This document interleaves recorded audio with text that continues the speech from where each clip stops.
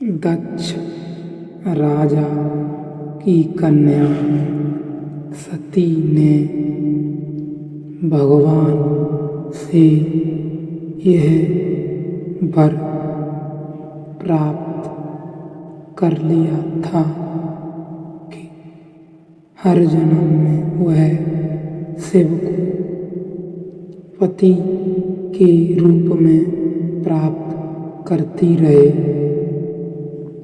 उसने पर्वत राज हिमालय के घर में जन्म लिया। उसके जन्मते ही हिमालय का महत्व और अधिक बढ़ गया। दूर दूर से आकर ऋषि मुनि आश्रम बनाकर रहने लगे। हिमालय ने भी उनको पर्याप्त मान सम्मान दिया। चारों ओर सुंदर पर्वत पर सदैव फल फूल उनके नवीन वृक्ष प्रकट हुए। वहाँ पर नाना प्रकार की मणियाँ की खाने प्रकट हो गईं। सब नदियाँ पर्वत जल को लेकर बहने लगीं। पशु पक्षी आपस में प्रेम पूर्वक रहने लगे। सब जीव जंतुओं ने वैमनस्यता को त्याग दिया। पार्वती के आने से हिमालय हर प्रकार से समृद्ध हो गया। नारद जी यह खबर मिली तो वह बीड़ा बजाते हुए हिमालय से मिलने चले। पर्वतराज ने आदर से सम्मान पूर्वक उनका स्वागत किया। चरण धोकर सुंदर आसन पर बैठाया। नारद जी ने आने से हिमालय ने अपने भाग्य की सराहना की। पार्वती के विषय में पूछा। नारद जी ने हंसकर कहा, पर्वतराज, तुम्हारी ये कन्या गुणों की खान है। यह स्वभाव से ही सुंदर, सुशील और चतुर है। उमा, अंबिका तथा भवानी इनके नाम हैं। यह कन्या समस्त सुलक्षणों से संपन्न है। यह अपने स्वामी को सदैव प्यारी होगी। इसका सुहाग अंचल रहेगा तथा इसके माता पिता यश पाएंगे। आपकी यह कन्या सारे संसार में पूज्य होगी। इसकी सेवा करने वाले के लिए कुछ भी दुर्लभ नहीं होगा। इसका नाम स्मरण करके स्त्रियां संसार में पतिव्रत की तलवार की धार पर चढ़ जाएंगी। तुम्हारी इस सुशील कन्या का विवाह शिव जी से होगा। शिव को प्राप्त करने के लिए इसे तपस्या करनी पड़ेगी। तपस्या कुछ कठिन जरूर हो, पर इससे डरने की आवश्यकता नहीं। भगवान शिव तपस्या से शीघ्र ही प्रसन्न हो जाते हैं। यह कहकर नारद जी सबको आशीर्वाद देकर वहां से चले गए।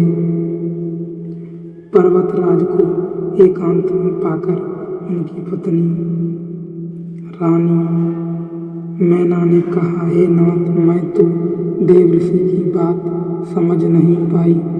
कन्या के योग्य घर, वर और कुल उत्तम हो तभी विवाह कीजिए, नहीं तो कन्या कुंवारी रखना ही ठीक है। उमा मुझे प्राणों से भी अधिक प्यारी है। योग्य वर के हाथ कन्या को न देने पर सब लोग हमें मूर्ख बताएंगे। पर पार्वती जी ने निश्चय कर लिया था कि वह शिव को ही अपना पति बनाएंगे। माता पिता की आज्ञा पाकर पार्वती वन में तपस्या करने लगी। पार्वती का शरीर कठोर था, कोमल शरीर, लेकिन उसने तपस्या आरंभ कर दी। आरंभ में वह फूल फल खाकर दिन व्यतीत करती रही। बाद में उसने इसे भी छोड़ दिया। पार्वती की कठोर तपस्या से आकाशवाणी हुई, पार्वती अब तुम्हें तपस्या करने की आवश्यकता नहीं है, तुम्हारा मनोरथ सिद्ध हुआ, तुम्हें भगवान शिव वर के रूप में अवश्य मिलेंगे। इतने में सप्त ऋषियों ने पार्वती की परीक्षा लेनी चाहिए। वे पार्वती के पास आए। ऋषिगण ने पार्वती जी के पास आकर पूछा, पार्वती तुम यह कठोर तपस्या किस हेतु कर रही हो, क्या चाहती हो, हमसे स्पष्ट कहो। ऋषिगणों की बात सुनकर पार्वती ने लज्जाते हुए कहा, मुनिवर मैं शिव को अपना पति बनाने के लिए यह तपस्या कर रही हूँ। देव ऋषि नारद जी के कहने पर मैंने यह तपस्या आरंभ की है।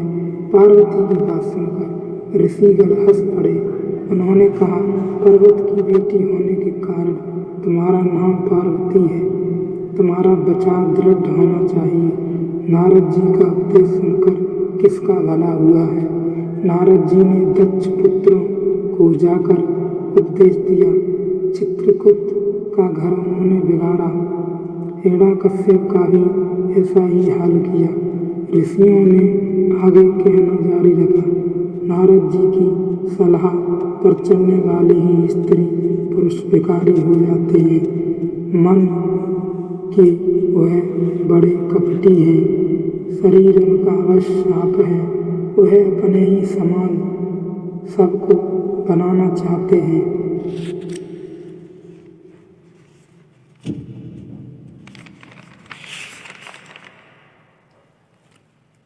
तुम बहुत भोली लड़की हो जो उनकी बातों में विश्वास करके यश वृद्धि की कामना करने लगी, जो उदासीन, गुणहीन, निर्लज्ज, घरहीन, बुरे भेष वाला, मुखमंडलधारी, कुलहीन और सांपों को धारण करने वाला है।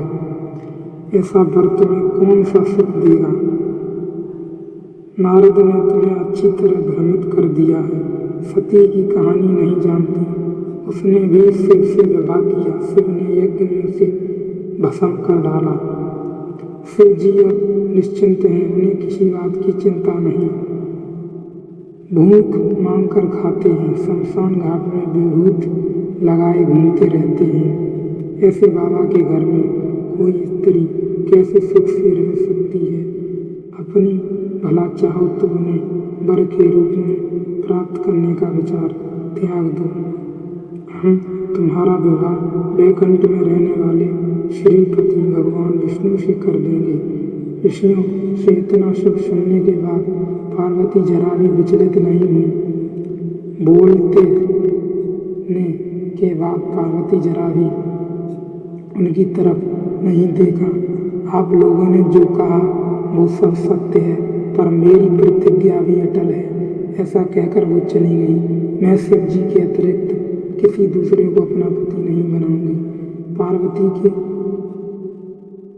अटल निश्चय के सामने ऋषिगण हार गए। वे पार्वती के मन को डिगा न सके। अंत में उन्होंने कहा, जगत माता भवानी आपकी जय हो। यह कहकर वे लोग भी वहाँ से चले गए। पार्वती पिता के साथ अपने घर आ गई। उन्हीं दिनों की बात है। तारक नाम का महाबली दैत्य उनके सारे देवताओं को परास्त करके उनकी संपत्ति हड़प ली थी। देवगण उससे युद्ध करने का साहस नहीं जुटा पा रहे थे। सब देवता दुखी मन से ब्रह्मा जी के पास पहुँचे। उन्होंने ब्रह्मा जी को व्यवस्था सुनाई। ब्रह्मा जी ने कहा, राक्षस का अंत शिव जी के पुत्र द्वारा ही संभव हो सकेगा। अंत में शिव जी का पुत्र होना जरूरी है, पर इन सबके पहले कामदेव की शिव जी के पास भेजना जरूरी है। बिना कामदेव के जाए शिव जी का गृहस्थ धर्म निवेश करना संभव है। देवताओं ने कामदेव से विनती की। कामदेव ने सारी बात सुनकर कहा, शिव जी से विरोध करने में मेरी भलाई नहीं है, पर मैं तुम लोगों की सहायता अवश्य करूँगा। जहाँ शिव जी ध्यान मगन बैठे थे वहाँ कामदेव ने जाकर अपना चमत्कार दिखाना आरंभ किया। देव दैत्य मनुष्य पशु पक्षी सब काम के विभूत होने लगे। पेड़ पौधे भी इसके प्रभाव से मुक्त हुए बिना नहीं रह सके। 2 घड़ी तक सारे ब्रह्मांड में कामदेव का चमत्कार फैल गया। किसी तरह कामदेव डरते डरते शिव जी के सामने पहुंचे। सौभाग्य से शिव जी की उसी समय ध्यान टूट गया। उन्होंने अपनी आंखें खोली, सामने कामदेव को खड़ा देखा।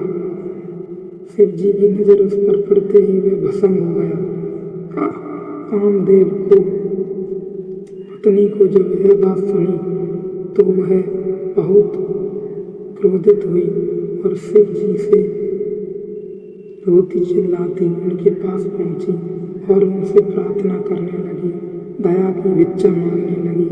शिव जी ने उसकी प्रार्थना से प्रसन्न होकर बोले, रति, आज से तुम्हारे पति का नाम अनंग होगा। वह बिना शरीर के ही सबको प्रभावित करेगा।